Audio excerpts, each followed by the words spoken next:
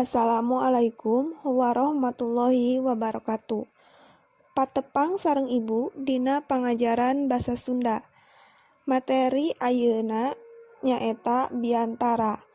Namun sateuacan dugi ka materina, ibu bade ngadugikeun heula kompetensi dasarna.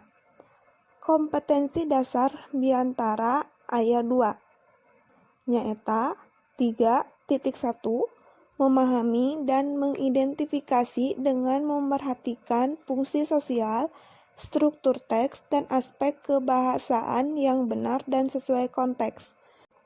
4.1 menyajikan teks biantara dengan memerhatikan fungsi sosial, struktur teks, dan unsur kebahasaan yang benar sesuai konteks. Tah eta kompetensi dasar materi biantara. Ayeuna tujuan pembelajaran dina materi biantara. 1. Mengidentifikasi struktur teks biantara dengan benar. 2. Memahami isi teks biantara dengan tepat. 3. Menyusun teks biantara dengan kreatif. 4. Mendemonstrasikan biantara dengan memerhatikan ekspresi dan lagu kalimat yang baik. Tah sakitu tujuan pembelajaran biantara. Ayeuna naon biantara teh? Biantara atawa pidato mangrupa kagiatan nepikeun padaran ku cara lisan ngeunaan hiji perkara di hareupeun jalma rea. Nu dimaksud jalma rea teh teu aya ukuran nu pasti, tapi di dieu dibere wates kira-kira leuwih ti 20 jelma. Biantara mibanda tujuan anu tangtu, nyaeta nepikeun beja ka balarea kalawan jelas tur puguh hulu buntutna. Aya sawatara teknik dina nepikeun biantara. Kahiji, biantara teh ditalar, tapi nyieun naskah heula tuluy diapalkeun, disebutna teknik ngapalkeun. Kadua, biantara teh ukur nyiapkeun naskah gurat badagna hungkul, disebutna teknik impromptu.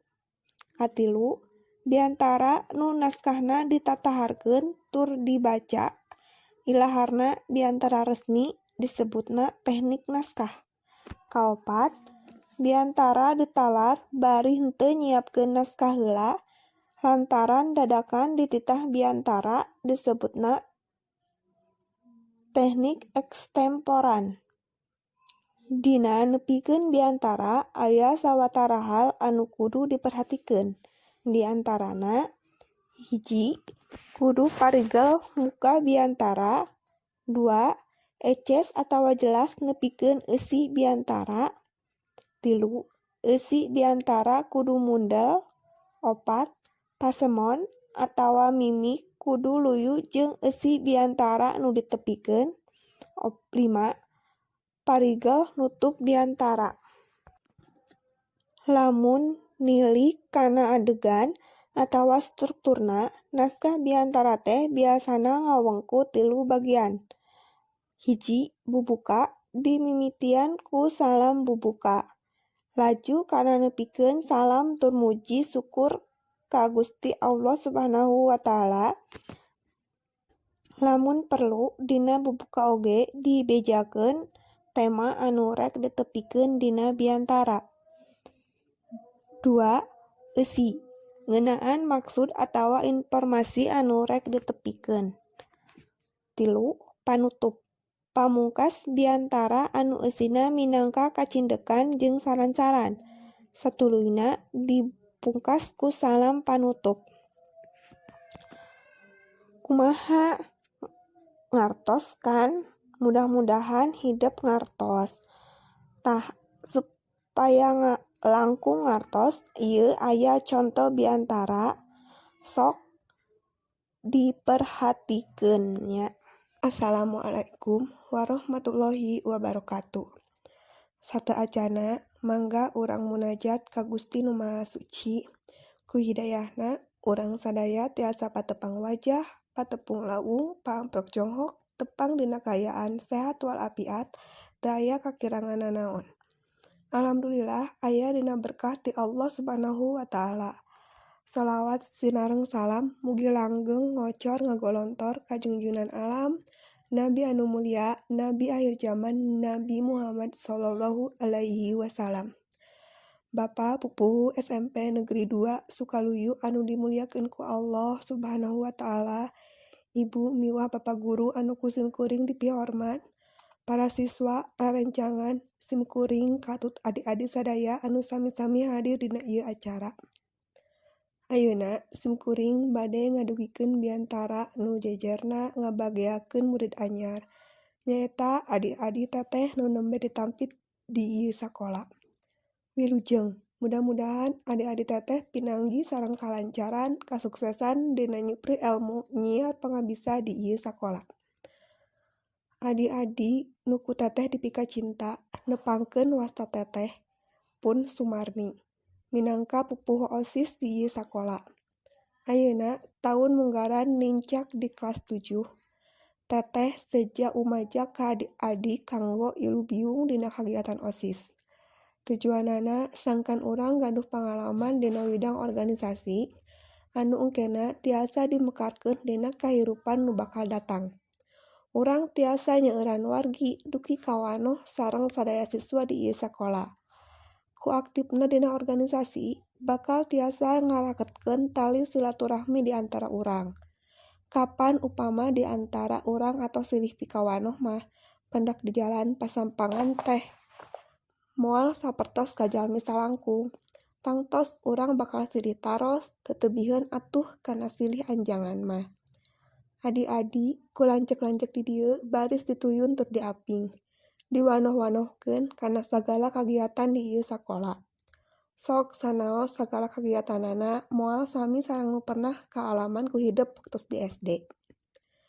Adik-adik anu ku teteh dipika cinta, sadaya lancek-lancek hidep ngabageakeun wilujeng sumping ka ieu sakola. Mudah-mudahan atuh adik-adik tiasa betah tumanina dina nimba elmu pangaweruh di dieu. Sakedik nu ku teteh bakal didugikeun. Di ieu sakola aya sababaraha aturan anu ku adik-adik kedah ditumutkeun. Namun hapunten sakali deui sanes guminter kapan ari jalma nu gede hulu mah bakal dipika ngewa, bakal dijarauhan ku batur malah boa bakal pada ngamusuhan. Da moal aya jalma nu reseupeun ka jalma anu sombong mah. Tah ku kituna kahoyong mah di antara urang teh satujuan dina ngajaga, ngamumule, tur ngamajukeun sakola. Aturan di ieu sakola di antarana tiap-tiap siswa wajib pikeun silih hormat jeung silih ajenan. Adik-adik kudu ngajenan kanu jadi lanceuk. Atuh lancek-lancek hidep oge bakal bina ti kitu. Upama urang ngajenan ka batur, batur ge tangtu bakal ngajenan ka diri urang. Ka guru kedah hormat, kapan urang tiasa maca, nulis, ngetang sareng rupi-rupi ilmu pangaweruh anu sanesna teh ti saha? Kapan ti guru urang?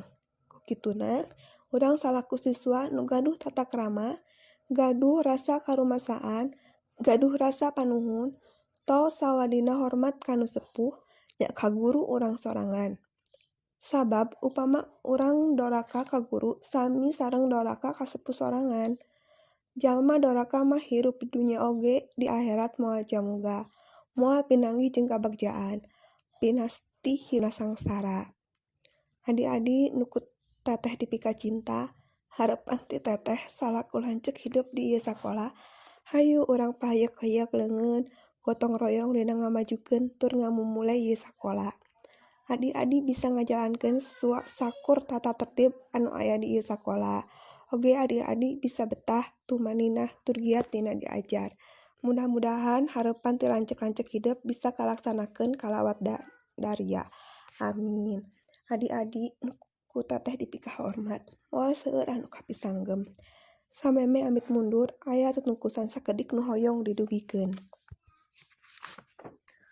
Katasik ka Cimanganten, jalana kadinya keneh. Hapunten aduh hapunten, margi teteh diajar keneh. Saninten buah saninten, saninten di parapatan. Hapunten teteh hapunten bilih aya kalepatan. Sakitu anu kapihatur, hapunten anu kasuhun. Hatur nuhun kana segala paratosanana. Sanaos mung ala kadarna, mugia aya mangfaatna kanggo urang sadayana. Wassalamualaikum warahmatullahi wabarakatuh. Tos ngartos naon biantara teh? Mudah-mudahan hidup ngartos. Tah ayeuna sangkan hidup leuwih paham kana eusi biantara, sok jawab pananya. Mung sakieu pangajaran dinten ayeuna. Assalamualaikum warahmatullahi wabarakatuh.